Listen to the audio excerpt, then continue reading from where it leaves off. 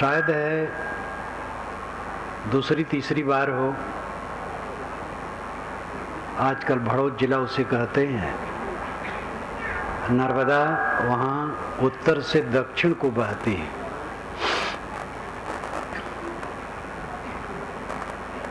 दाएं तरफ शुक्ल तीर्थ है और बाएं तरफ कबीर बड़ा है।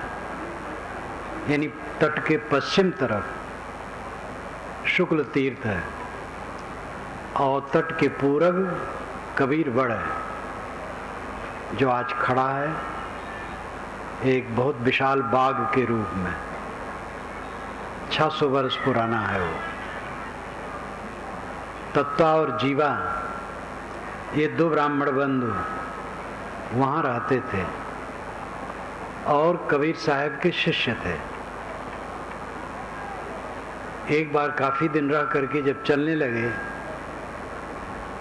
तो उन दोनों ने उनके पैर पकड़ लिए और कहे, साहब आप यहीं रहिए। वो टापू जैसा आज भी है, आश्रम है, मंदिर है और वही कबीर बड़ा है, नदी बहती है। तो यहाँ एकांत है, आपको हम चाहते हैं आप यहीं रहें। तो साहब ने कहा, जो तू चाहे मुझको छाड़ सकल की आश, मुझे ही ऐसा हुए रहो सब सुख तेरे पास। अगर तुम मुझे चाहते हो तो सबकी कामना छोड़ दो, और जैसे मैं निष्काम हूं तैसे तुम भी निष्काम हो जाओ। बस सब सुख तेरे पास, सब सुख तुम्हारे पास है। मेरे पैर पकड़ करके क्या काम होगा? साधु के पैर में चक्के लगे रहते हैं, वो चलता रहता है। उन्होंने कहा, महाराज आप बनारस चले जाएंगे, हम यहाँ कैसे हमारा कल्याण होगा? तो साहब ने कहा, जो गुरबसें बनारसी शिष्य समुंदर तीर, बिसराए बिसरे नहीं जो गुण हो शरीर। गुरु बनारस में रहते हो और शिष्य समुद्र के पास, समुद्र वहां से निकट है कबीरवड़ से। लेकिन अगर सद्गुरु का उपदेश शिष्य के हृदय में है तो भूलेगा नहीं। इसलिए देश की दूरी उसमें व्यवधान नहीं कर सकती है। ये साहब का निर्देश आदेशात्मक एक कथन है, जो तू चाहे मुझको छाड़ सकल की आश, मुझे ही ऐसा हुए रहो सब सुख तेरे पास। गुरु कहते हैं, ऐ शिष्य तू मुझे अगर चाहता है तो जैसे मैं निष्काम हूं वैसे तू भी निष्काम हो जा। बस सब सुख तुम्हारे पास है।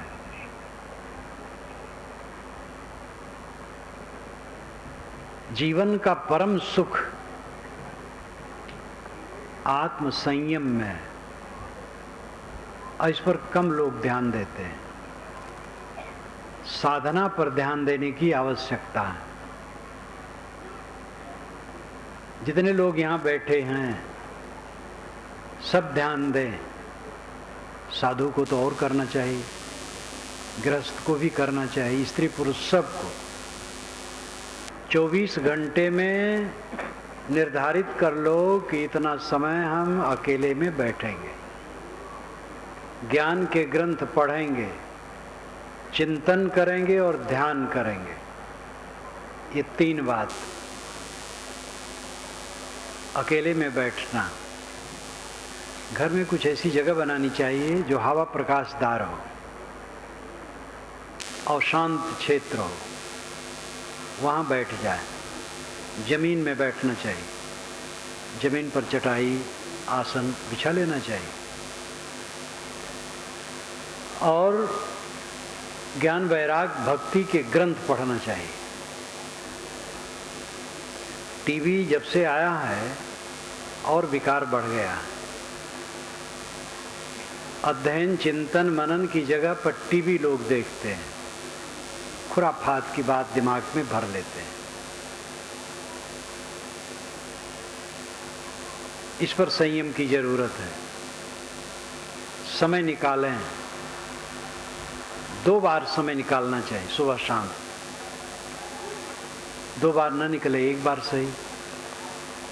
सबकी योग्यता अलग अलग होती है, स्थिति अलग अलग होती है। जवानी में बहुत व्यस्त है आदमी, कम निकाल पाएगा, बुजुर्ग है ज़्यादा निकाल पाएगा। सबको समय निकालना चाहिए। गृहस्थी नहीं, कितने महात्मा हैं जो समय नहीं निकालते हैं। 24 घंटे ऐसे बीत जाते हैं, खाते सोते बात करते काम करते, बस ऐसे समय बीत जाता है। ये बहुत बड़ी असावधानी है। हर इंसान में बल है अपने आप का उद्धार करने के लिए। आपके लिए कोई भोजन बना सकता है, आपके लिए कोई बिस्तर बिछा सकता है, आपके लिए कोई मकान भी बना सकता है, लेकिन आपके लिए कोई भजन नहीं कर सकता है, साधना नहीं कर सकता। वो खुद आपको करना है। दवाई स्वयं खाने से रोग दूर होगा, स्वयं भोजन करने से भूख मिटेगी। इसी प्रकार जो मन की पीड़ा है, इसको दूसरा कोई नहीं मिटा पाएगा। मित्र, सतमित्र, संत, गुरुजन की सही राय से तात्कालिक मन की शांति होती है। कोई उलझन है, उद्वेग है, और सतमित्र हैं और उन्होंने 2-4 बात कही और मन में शांति आ गई। गुरु संत हैं, लेकिन अस्थाई शांति के लिए स्वयं अभ्यास करना पड़ेगा। बात बात में बड़ा अंतर होता है। एक बात सुन करके मन खलबला जाता है और एक बात सुनते ही मन शीतल हो जाता है। इसलिए ध्यान देना चाहिए कि स्वयं किसी के लिए ऐसी बात न करे जो उद्वेगित हो। किसी को उद्वेग पहुंचाने की चेष्टा न करनी चाहिए। और दूसरे ने हमारे लिए किया है तो उद्वेगित ना हो, उसको सह लें। सहने के अलावा कोई चारा नहीं है, सबको सहना पड़ता है। जिसका जितना व्यापक क्षेत्र होता है उसको उतना ज़्यादा सहना पड़ता है। मनुष्यों का संबंध जितना अधिक होगा उतना अधिक सहना पड़ेगा, क्योंकि मनुष्यों में हर प्रकार के लोग होंगे।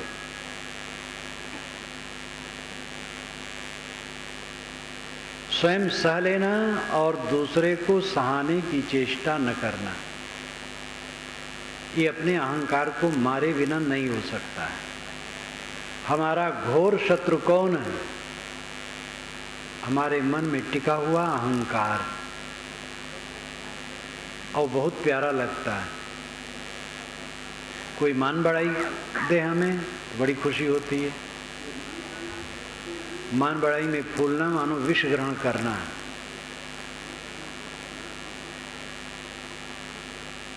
तो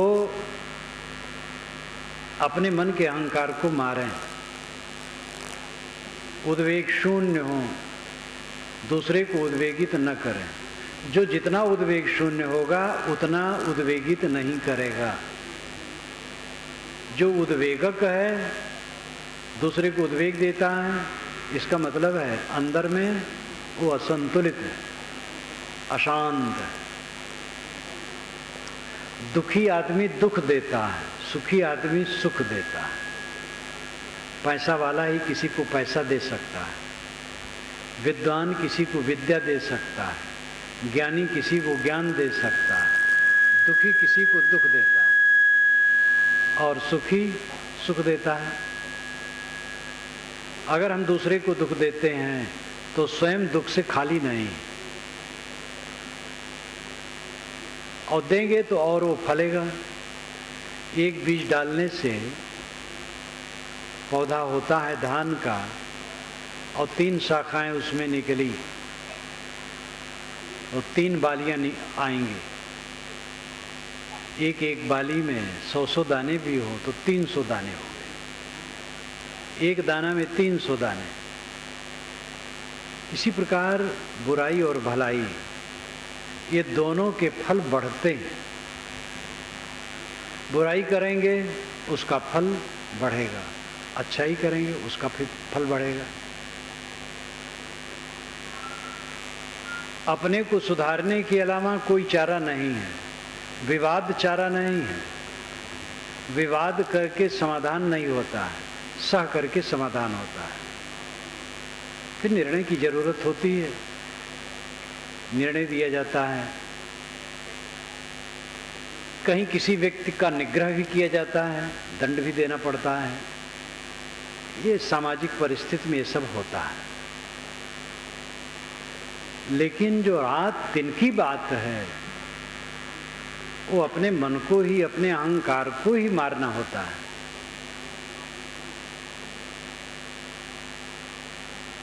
न्याय नीति की बात जो होती वो कभी कभी होती है।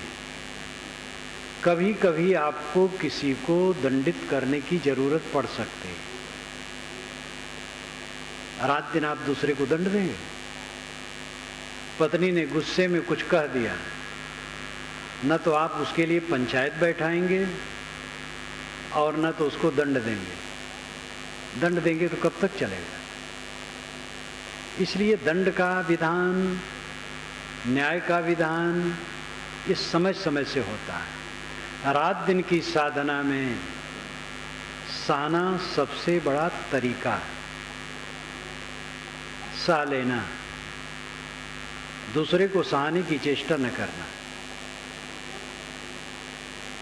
अपनी बात किसी पर न लादना, दूसरे की उचित बात मान लेना, अपना अधिकार दूसरे पर न जमाना, अपने कर्तव्य का पालन करना।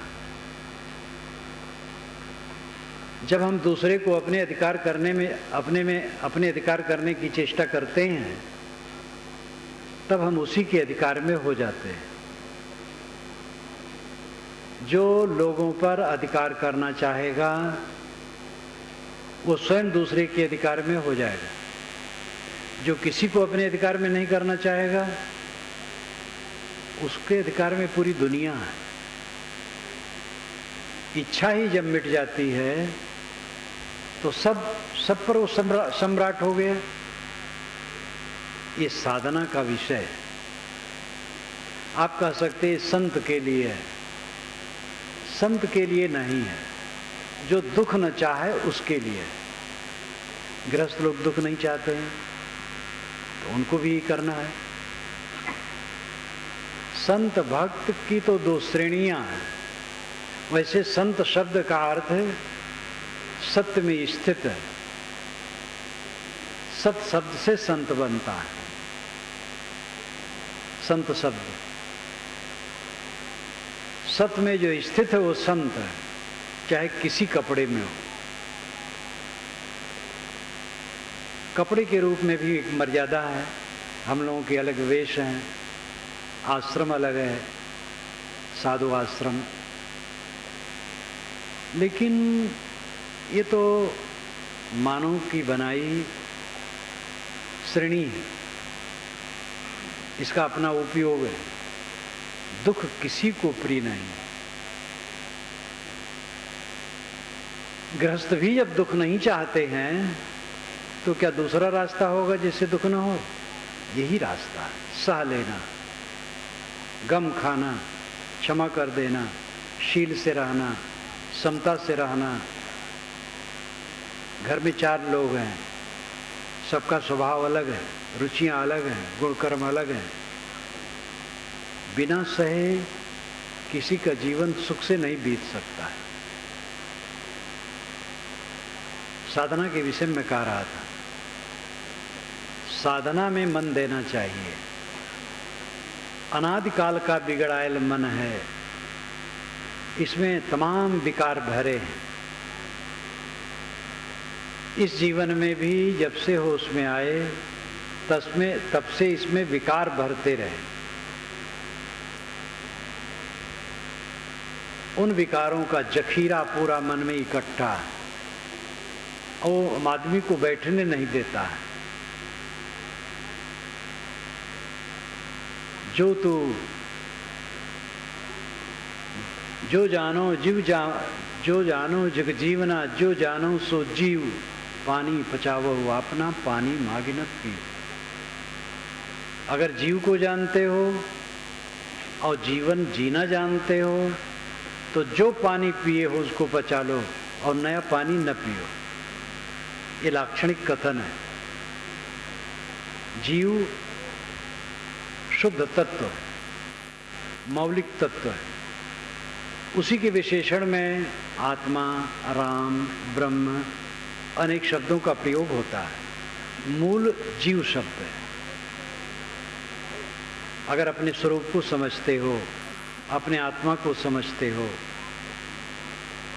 और जगत में जीने का ढंग समझते हो तो जो पानी पिए हो पचा लो, नया पानी न पियो। ये पानी है वासना, अहंता, ममता। जो अहंता ममता आज तक बनाए हो उसको पचा दो, मार दो और नई अहंता ममता न ग्रहण करो। कुछ अहंता ममता करना पड़ता है, मेरा मानना पड़ता है, तब व्यवहार चलता है। श्री काशी साहब ने अपनी वाणी में जहाँ कहीं लिखा है तो प्रायः लिखा है कि दृढ़ अहंता ममता का त्याग। इसका मतलब हल्की अहंता ममता जो व्यवहार के लिए है वो दूषित नहीं। जैसे मेरा घर है, मेरा परिवार है, साधु भी कहते मेरा आश्रम है, ये हल्की अहंता ममता है। विवेकवान समझता है मेरा नहीं, लेकिन व्यवहार के लिए तो कहना पड़ेगा।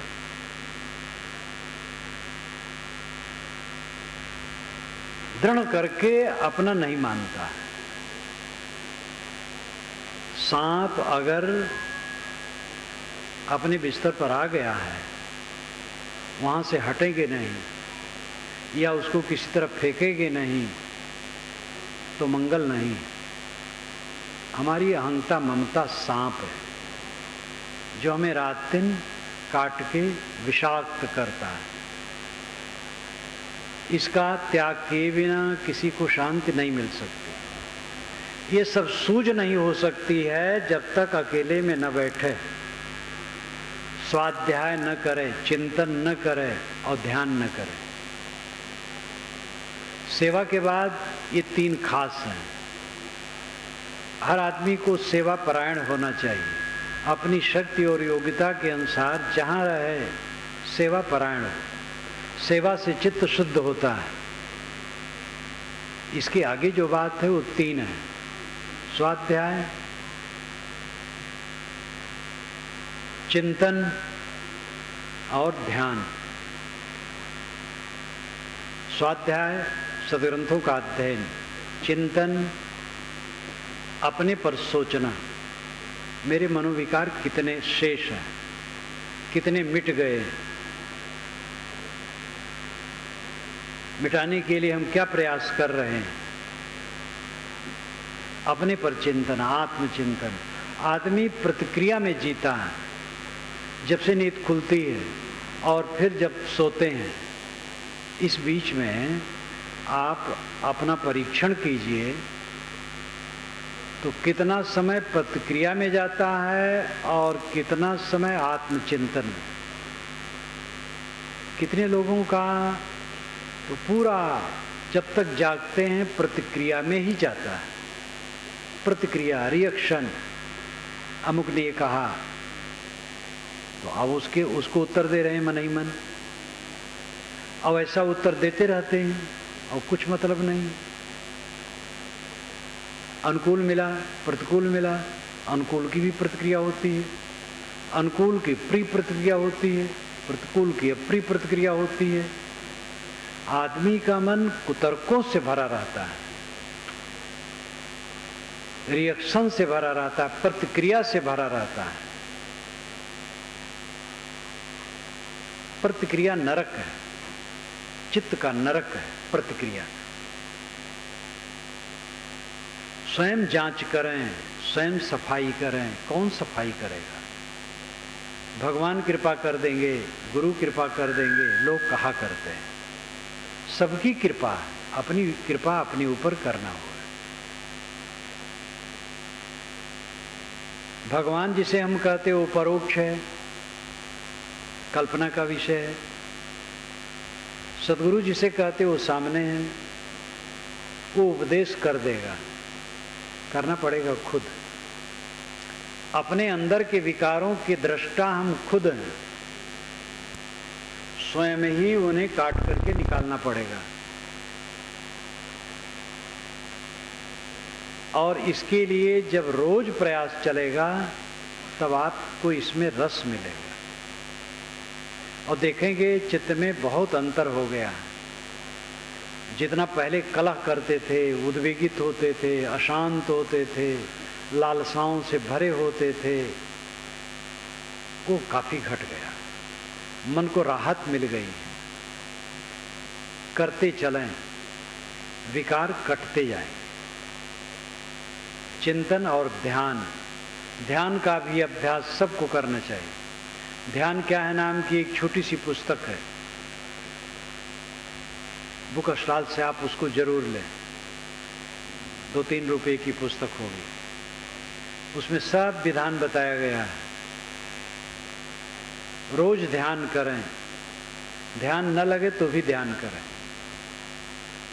जिनको अस्थाई बैठने में कठिनता हो, लेटे लेटे करें, करना चाहिए। पहले साधना में कठिनता लगेगी, अभ्यास बढ़ जाने पर सरलता हो जाएगी। स्वाध्याय, चिंतन और ध्यान, ये तीनों प्रक्रिया लेना चाहिए। रोज आप करते जाएं, देखेंगे आपके चित्त में बहुत अंतर हो गया। शांत जीवन का परम सुख है। जीवन भर जो हम कमाते हैं वो रहता नहीं, मिट जाता है। जहां तक जितनी उपलब्धियां कही जाती हैं, सारी उपलब्धियां शून्य हो जाती हैं और इन्हीं उपलब्धियों के आश्रय में मनोविकार इकट्ठा होता है। प्राणी और पदार्थ का संग्रह, यही तो हम उपलब्धि मानते हैं, और इसमें विकार इकट्ठा होता है और उसी विकार में हर आदमी का चित्त जलता है। इस पर गंभीरता से सोचना चाहिए।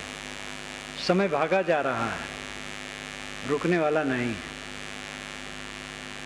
और इसी में शरीर सबका जीर्ण हो जाएगा और एक दिन छूट जाएगा और ये काम वैसे रह जाएगा। समझदार साधक के मन में ये शौक होना चाहिए कि इसी जीवन में मुक्ति का आनंद लें। मुक्ति का आनंद वासना की ग्रंथि का कट जाना है। जब वासना की गांठें कट जाएंगी, सारे विकार क्षीण हो जाएंगे।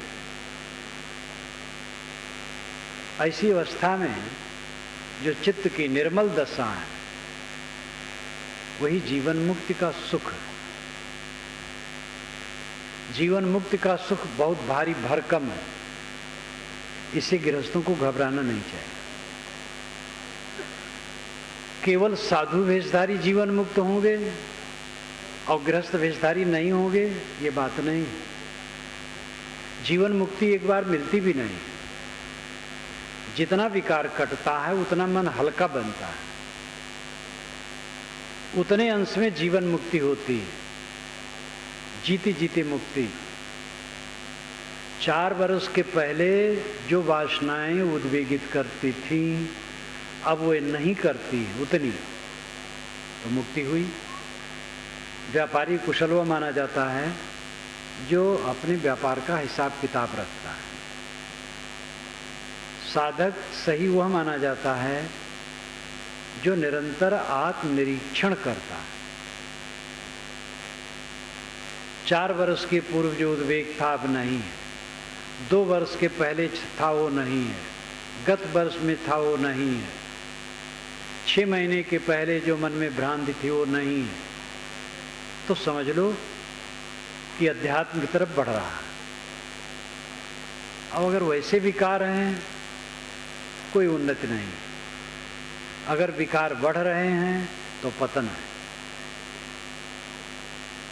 विकार निरंतर घटने चाहिए। भवसागर कहाँ है? ये मन का विकार भवसागर है। इच्छा करि भवसागर, जामे बोहित राम आधार। कहीं कबीर हरि शरण गहु, गोखुर बच विस्तार। इच्छा करि भवसागर, इच्छा करके भवसागर बनाया जाता है। विषय वासना की जितनी इच्छाएं हैं यही भवसागर बनाती हैं। जामे बोहित राम आधार। साहब कहते इस भवसागर से पार होने के लिए राम का आधार बोहित, बोहित नाम जहाज है, राम ही जहाज है। कहीं कबीर हरि शरण गहु, गोखुर बच विस्तार। साहब कहते हरि की शरण लो तो गऊ का बछड़ा का जो खुर है कहीं गीली जमीन में पड़ जाए, थोड़ा सा गड्ढा होता है, उसको लागने में क्या कठिनता है। संसार सागर इसी प्रकार वो लांघ जाएगा। जो मन के विकारों को काटेगा, राम जहाज पर बैठेगा और हरि की शरण लेगा। ये राम क्या है, हरि क्या है? ये सगुण उपासकों के शब्द हैं। साहब इसको कैसे लेते हैं? साहब उदार थे, वे किसी के शब्द से परहेज नहीं करते हैं। सभी शब्दों को लेते हैं और खंडन भी करते हैं, मंडन भी करते हैं। हरि ठग ठगट ठगौरी लाई। हरि ठग है, जो ठग रहा है ठगौरी ला करके। ये कौन सा हरि है? मन की भ्रांत से यहाँ अर्थ है। हमारी ऐसी हरि की कल्पना है जो मन की भ्रांति है, तो हम ठगा गए। लेकिन बाएं दहिने तजु विकारा, निजके हरिपद गहिया। बाएं दहिने सब विकार छोड़ दिया, निज स्वरूप हरि है और उसकी स्थिति को पा गया, फिर कल्याण हो गया। हरि बिन भरम विगुरचन गंदा, हरि हीरा जन जौहरी। साहब ने हरि शब्द का प्रयोग बहुत किया। वेदों में हरि का अर्थ होता है अश्व, आत्मा परमात्मा नहीं। हरि का अर्थ होता है अश्व, घोड़ा। वो अश्व है सूरज की किरणें। वाल्मीकि रामायण में हरि का अर्थ होता है वानर। हरि का अर्थ आत्मा परमात्मा परक। ये ईसा के लगभग बना है। ईसा के बाद इसका ज्यादा विकास हुआ है। राम शब्द का प्रयोग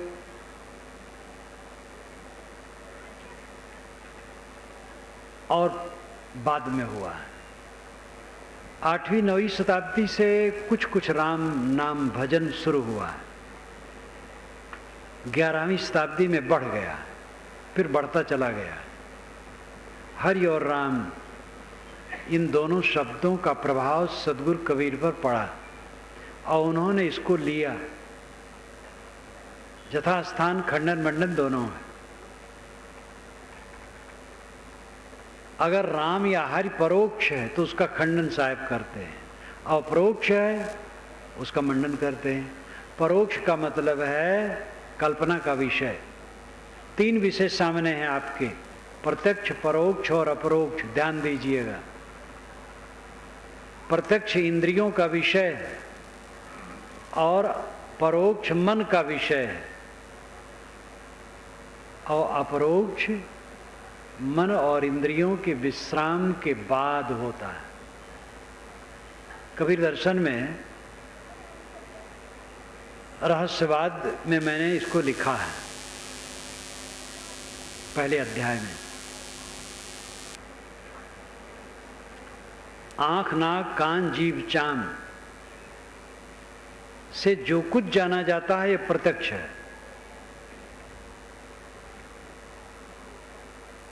और परोक्ष है जो मन का नक्शा है, मन की अवधारणा है, मन की कल्पना है। और जहाँ इंद्रियां शांत हुई और मन शांत हुआ, दोनों शांत हो गए, तो अपरोक्ष है। स्वयं सत्ता रह गई, आत्म सत्ता। इंद्रिय और मन के झरोखे से हम दुनिया को जानते हैं, रिश्ते हैं और खींचते हैं और बहिर्मुख बने रहते हैं। जब इंद्रिय मन के झरोखे को हम बंद कर देते हैं, तब अपने में लौटते हैं। ये साधना का विषय है। देखते सुनते छूते खाते पीते सोचते थकान नहीं लगी है? थकना चाहिए। बाहर से थके बिना कोई अंदर नहीं लौटेगा। तो कबीर साहब का राम अपरोक्ष परोक्ष नहीं है। कबीर साहब का राम और हरि कल्पना का विषय नहीं है, किंतु वही खुद कल्पक है, स्वयं स्वरूप है। हरि शरण, हरि का आधार, स्वरूप स्थित है। अपने में लौट आना हरि शरण है। हरि कोई व्यक्ति नहीं, विष्णु के लिए हरि कहा गया। ये पीछे, बहुत पीछे कहा गया है। विष्णु वेद में है और उसका अर्थ होता है प्रवेश करना। सूरज की किरणें सब में प्रवेश करती हैं, इसलिए सूरज को विष्णु कहा गया।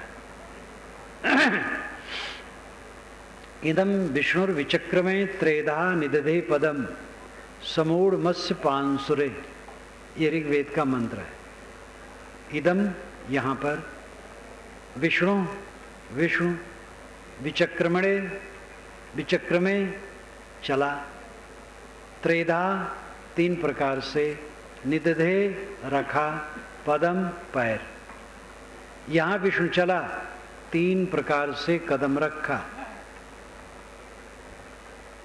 समूढ़ मत्स्य पांसुरे, उसके पैर की धूल से, पांस नाम धूल, उसके पैर की धूल से सारा संसार ढक जैसा गया। ये अलंकारों में कहा हुआ है। सूरज विष्णु है और उसकी किरणें उसके कदम हैं। पृथ्वी, अंतरिक्ष और दुलोक में उनका पड़ना तीन कदम है। सूरज की किरणें पृथ्वी में पड़ती हैं, अंतरिक्ष यानी आकाश में पड़ती हैं, दुलोक यानी तारामंडल में पड़ते हैं। यही उसका तीन कदम है। तो सूरज को विष्णु कहा गया क्योंकि उसकी किरणें सब में प्रविष्ट होती हैं। आगे चल करके विष्णु एक आकार बनाया गया, चतुर्भुज, उसको विष्णु कहा गया। इस सगुण उपासना के लिए है। लेकिन असली विष्णु जो उपासनीय है वो घट घट में। विष्णु का अर्थ ही जो प्रवेश करे, सब घटों में प्रविष्ट है, वही विष्णु है। आदि दैविक विष्णु प्रकृति का नियम है। आदि भौतिक विष्णु ये प्राणी जगत है। आध्यात्मिक विष्णु अपना आत्मा है। कल मैंने इसको विस्तार से कहा था कि सत्ता के तीन अंश, तीन भाग, आदि दैविक, आदि भौतिक, आध्यात्मिक। आदि दैविक जड़ प्रकृति क्षेत्र, आदि भौतिक प्राणियों का क्षेत्र, आध्यात्मिक अपने आत्मा का क्षेत्र। जो सब में प्रविष्ट करे वो विष्णु है। जड़ प्रकृति में उसके नियम प्रविष्ट हैं, तो नियम विष्णु है। नियम को पहचानो, नियम से चलो, ये विष्णु की उपासना है। आपका छोटा सा पेट है, कितना खाना चाहिए ये पेट बताता है। पेट के अपने नियम हैं। जब काम भर का भोजन पेट में चला जाता है तो अंदर से घंटी बज जाती है कि हो गया। लेकिन चोक चटकार के चक्कर में या थोड़ा और खा लें, कौन जाने भूख न लग जाए, असावधानी में और खा लिए और विकार पैदा किए। नियम, पेट का नियम बता देता है कि काम भर का हो गया। प्रलोभन में पड़ करके गलत करते हैं। सब जगह नियम है, उन नियमों को पहचानना और नियम के अनुसार काम करना, ये विष्णु को समझना है। सब घट में जो प्रविष्ट है आत्मा, ये विष्णु है। सबको विष्णु समझना। अपने घट में भी आत्मा प्रविष्ट है, मैं स्वयं हूं, ये स्वयं विष्णु है और यही हरि है। विष धातु से विष्णु शब्द बनता है। विष का अर्थ ही होता है प्रवेश करना। मानस में आता है, प्रविश नगर कीजे सब काजा, हृदय राख कौशलपुर राजा। प्रविश, प्रवेश करके, विष प्रवेश करना। जो घट घट में प्रविष्ट है वो विष्णु है। ये अनुभविक है, वैज्ञानिक है, तथ्यपरक है। कोई विष्णु लोक है, घोर काल्पनिक है। ये आत्मलोक ही विष्णु लोक है। कोई अपने मन को समेट ले और अपने आत्मा में निमग्न हो जाए, विष्णु लोक में पहुंच गए। पहुंचना है ही नहीं है। विष्णु लोक में तो मेरा निवास ही है। आत्मा विष्णु है। अब आत्मा में स्थित हो गया, विष्णु में स्थित हो गया, विष्णु को पा गया। कहां कबीर हरि शरण गो। हरि विष्णु राम की शरण का अर्थ है केंद्र में आ जाना। शरण हित होता है किसी महापुरुष के पास जाकर के समर्पित हो जाना, यही शरण है। आत्मसमर्पण अंतिम शरण है। तथागत बुद्ध ने कहा अपनी शरण में जाओ। गुरु की शरण में जाओ ठीक, लेकिन गुरु कहता अपनी शरण में जाओ। साहब ने क्या किया? जब उन्होंने कहा तत्व जीवा ने कि महाराज आप ही रहिए, तो उन्होंने यही तो कहा, जो तू चाहे मुझको छाड़ सकल की आस, मुझे ऐसा हो रोज सब सुख तेरे पास। तो उन्होंने दूसरे शब्दों में कहा तुम अपनी शरण में जाओ। एक केंद्र होता है, दूसरा परिधि। ध्यान दीजिए, केंद्र और परिधि। तेली का कोल्हू, नए बच्चे तो तेली कोल्हू देखे भी ना होंगे। जमाना बदल गया, कोल्हू खत्म हो गया, बैल से तेल पेरना खत्म हो गया, मशीनें हो गई, कोल्हार भी खत्म हो गया। जो बैल से पेरते थे गन्ना, अभी भी कुछ चल रहा है। तेली का बैल चलता है दिन भर, लेकिन केंद्र में नहीं पहुंचता है, परिधि में घूमता है। परिधि चारों तरफ का चक्कर, केंद्र जो बीच का हिस्सा है। जैसे गाड़ी का चक्का है तो धुरी परिधि में है, और वलय जो लोह का पट्टा है वो परिधि में है, और धुरा केंद्र में है। आत्मा केंद्र है और मन परिधि है। जितना हम सोचेंगे परिधि में घूमेंगे, सोचना बंद होगा केंद्र में आ गए। क्या सोचेंगे? वहां गए, घर द्वार सड़क गलियां, राग द्वेष हानि लाभ मान सम्मान विषय वासना, यही सब तो सोचेंगे। इसको न सोचें, दया क्षमाशील विचार सोचें, ये कल्याणकारी है। लेकिन ये भी परिधि ही है। केंद्र में आदमी तब पहुंचता है जब सोचना खत्म हो जाता है। सोचना खत्म होता है, ये विश्वास कीजिए। आप अभ्यास करेंगे तो आपको अनुभव हो जाएगा। साधना की ऐसी अवस्था आएगी कि आप सोचना छोड़ देंगे और शांत हो जाएंगे, कुछ नहीं सोचेंगे, एकदम निरांत शांत, ऐसी अवस्था आएगी। लेकिन इसमें दो चीज की जरूरत है, वैराग की अधिकता और अभ्यास। वैराग शब्द से भी गृहस्थ लोग बिदकते हैं। वैराग एक मन की अवस्था है, कपड़ा नहीं। हम लोगों का कपड़ा वैराग नहीं, ये चिन्ह भर है। वैराग मन की अवस्था है। वैराग का शुद्ध शब्द है विराग, मोह न करना। जितना जो चिंतन मनन करेगा आध्यात्मिक, उतना विराग बढ़ेगा। आखिर चित्त स्थिर क्यों नहीं होता है? एकाग्र नहीं होता है, संयत नहीं होता है, शांत नहीं होता है। क्यों? क्योंकि बाहर लगा है, विषयों में लगा है।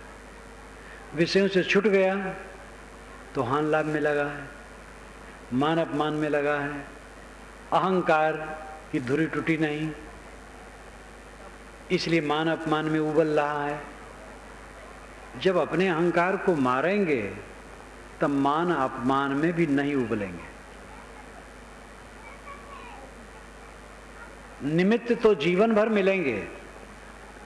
जैसे कोई यहां आकर के मुझे गाली देने लगे और मैं दुखी हो जाऊं, तो गाली देने, दुखी होने में वो गाली देने वाला निमित्त है,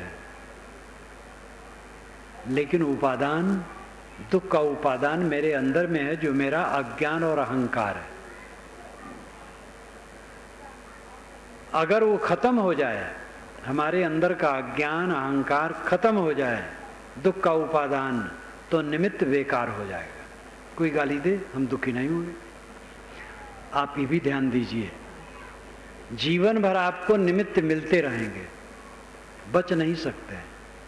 गाली पाएंगे, बड़े बड़े पुरुष गाली पाए, जीवन मुक्त पुरुष जीवन भर गरियाए गए हैं। कृतार्थ आत्मा पुरुष को गाली दी गई है, कोई बचा नहीं। इस दुनिया में कोई ऐसा सिर नहीं है जो निंदा से बचा। ये देखना है कि हम निंदित कर्म करते हैं कि नहीं। निंदित कर्म न करें, चिंता न करें, चिंताहीन होकर के जिए।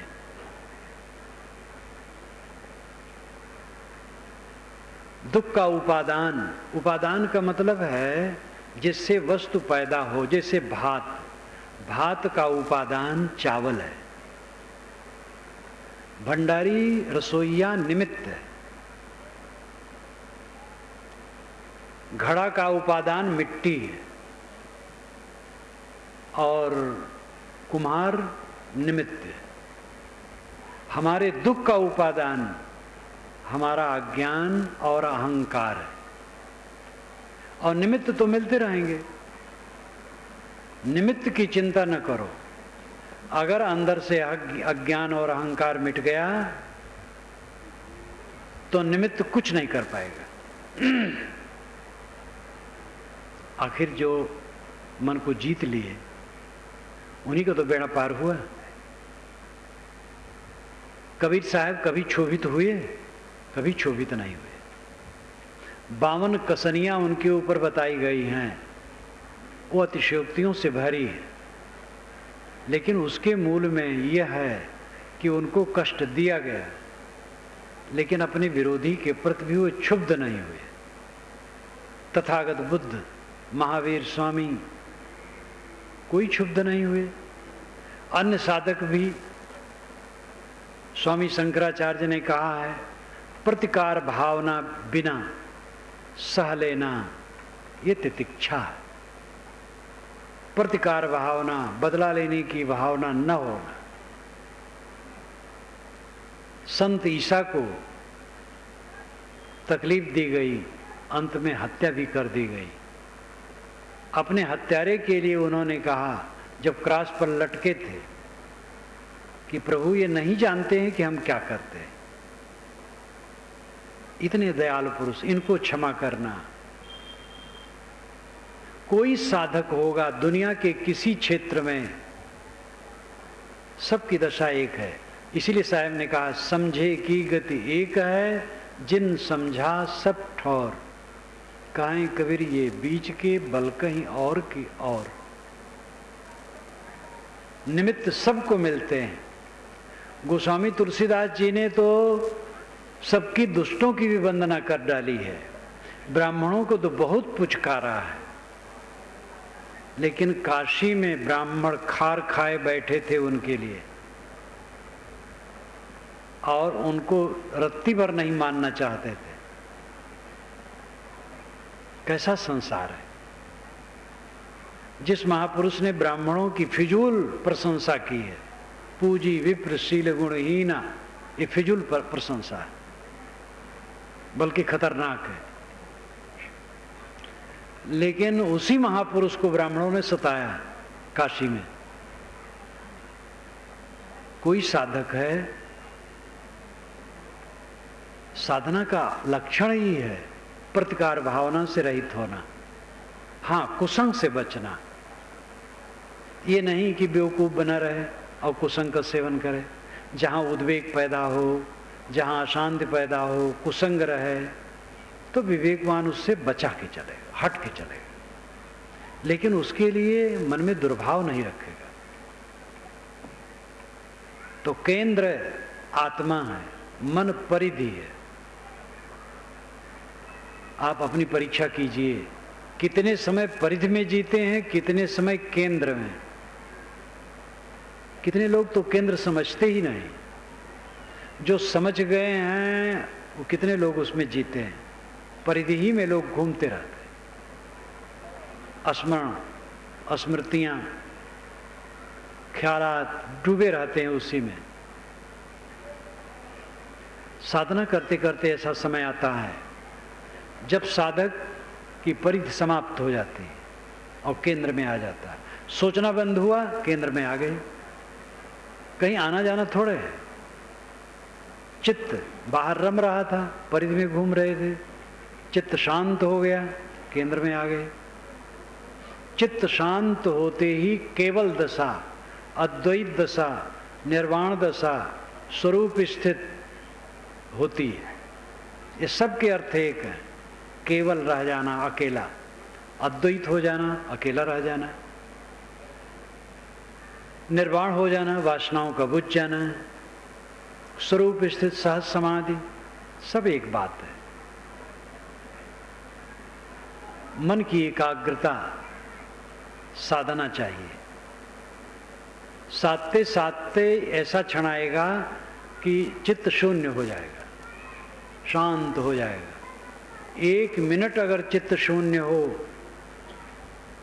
तो उस समय का जो सुख होगा वो अद्भुत होगा। आप 50 वर्ष में पहुंच गए हैं, अगर 1 मिनट चित्त बिल्कुल शांत हो गया तो 50 वर्ष में वही 1 मिनट आपका जीवन है, और बाकी ऐसे गया। ये शौक होना चाहिए। साधना करें, स्वाध्याय करें, चिंतन करें, अकेले में बैठें, मन के विकारों को काटें, मन की शांति प्राप्त करने का प्रयास करें। वृत्ति और आत्मा का मिलन। सद्गुरु ने रूपक बहुत बढ़िया दिया है। कहा सुनी की है नहीं, देखा देखी बात, दुल्हा दुल्हन मिल गए फीकी परी बारात। साहब कहते ये स्वरूप स्थित की बात है, आत्म शांत की बात है, कहा सुनी की नहीं। कहा सुना जाता है विचार बनाने के लिए, प्रेरित करने के लिए और प्रेरणा पाने के लिए। कहा जाता है दूसरा प्रेरित हो, सुना जाता हमें प्रेरणा मिले। तो प्रेरणा पाने के लिए, प्रेरणा देने के लिए कहना सुनना होता है। प्रेरित हो करके जब साधना में साधक दृढ़ हो जाता है तब वो दशा आती है। तो कहाँ सुनी की है नहीं, देखा देखी बात। देखा देखी आमने सामने, दुल्हा दुल्हन मिल गई फीकी परी बारात। बारात गई, दूल्हा गया। दूल्हा तो अपने को सजाता ही है, दूसरे लोग उसको सजाते हैं। बाराती लोग भी जितना बन सकता है सज के जाते हैं। बारात में अगर जाना होता है और अपने पास कपड़ा योग्य न हो तो मित्रों से ले लिया जाता है। जितना बन सकता सब बाराती सज के जाते हैं, लेकिन सबका सजना बेकार हो जाता है। दूल्हा गया माड़ों में, मंडप में, दुल्हन से मिल गया, दूल्हा दुल्हन मिल गए और बराती बेवकूफ होके लौट आए, कुछ नहीं पाए। सजे तो खूब बराती, लेकिन बेवकूफ होके लौट आए। फीकी परी बारात। यहां अर्थ दुल्हा है आत्मा, दुल्हन है वृत्ति, मनोवृत्ति, और बारात है तत्व प्रकृति, ये बाह्य जगत प्रपंच। जब साधना में सन्नद्ध हुए और चित्त स्थिर हुआ तो वृत्ति का आत्मा में लय हो गया। लय होने का मतलब यही है, वृत्ति शून्य हो गई, आत्मा शेष है। तो दूल्हा दुल्हन मिल गए, बारात फीकी हो गई, तत्व प्रकृति फीकी हो गई, जगत प्रपंच फीका हो गया, चित्त सबसे अनासक्त हो गया। बहुत सरल काम है, कठिन इसलिए लगता है कि करते नहीं। थोड़ा दिन करें, देखो कितनी उन्नति हो जाएगी लगन से। लगन का अर्थ है जिसमें हमारी लगन हो, वो काम जब तक पूरा ना हो तब तक हम चैन से ना रहें, ये लगन का लक्षण है। जिसके लिए लगन है वो काम पूरा भी नहीं हो रहा है और हम आराम से रह रहे हैं, तो कहाँ लगन है? बाहर की चीज में तो परतंत्रता है। किसी को लगन हम प्रधानमंत्री बन जाए, सब तो प्रधानमंत्री नहीं बनेंगे। किसी को लगन हो कि सोने का मकान बन जाए, तो सोने का मकान कहाँ बन जाएगा? दुनिया की जो संभव बातें हैं उनमें भी लगन होने से मात्र से नहीं हो जाता है। जैसे आप करोड़पति हो जाए, ये संभव है, लेकिन सब करोड़पति कहाँ होंगे? नहीं होंगे। लेकिन जो आत्मस्थित है, आत्म शांति है, सदैव आनंदित होकर के जीना, ये अपने हाथ में। ये तो अपने विकारों को दूर करना है, मनोविकारों को दूर करना, और कुछ नहीं करना है। अपने अहंकार ममकार को मारे, मनोविकारों को मारे, सदैव आनंद कंद है। मनुष्य का लक्ष्य वह है जो अपने आप पर निर्भर है और देश काल की दूरी जिसमें नहीं है। इस पर जरा ध्यान दीजिए। जो दूसरे देश में मिले और दूसरे काल में मिले, वो अपने जीवन का लक्ष्य नहीं। इसी काल में और इसी देश में वह है, स्वयं आत्मदेश है, स्वरूप देश है, आत्मदेश है, और इसी काल में वो प्राप्त है। बस अहंकार छोड़ दे, मोह छोड़ दे, आसक्ति छोड़ दे, समझें, छोड़ना शुरू करें। छोड़ते छोड़ते छूटेगा। बहुत दिन का कोड़ है, रगड़ते रगड़ते साफ होगा, लेकिन पक्का है साफ होगा, पूरा साफ होगा। सबकी एकमात्र यही अभिलाषा है कि हम सदैव ऐसे सुख में जिए जिसमें दुख नाम की चीज न हो।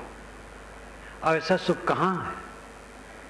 दुनिया का सुख तो केवल धोखा है, केवल धोखा है। दुख के अलावा उसमें कुछ भी नहीं। वो चाहे वैवाहिक संबंध हो, चाहे गुरुवाई हो। आप कहेंगे इसी तुलना क्यों कर रहे हैं? तुलना तो करनी पड़ती है। एक युवक और युवती परस्पर विवाह करते हैं, बहुत भावना रहती, स्वर्ग की भावना रहती। कुछ ही दिन में नरक लगने लगता है, स्वर्ग वरग उड़ जाता है, और बुढ़ापा तक पहुंचते पहुंचते तो भाए भाए भाए भाए, बस और कुछ नहीं। गुरुवाई के चक्कर में जो ताव बावले हैं, गुरुवाई से शांति मिलती है।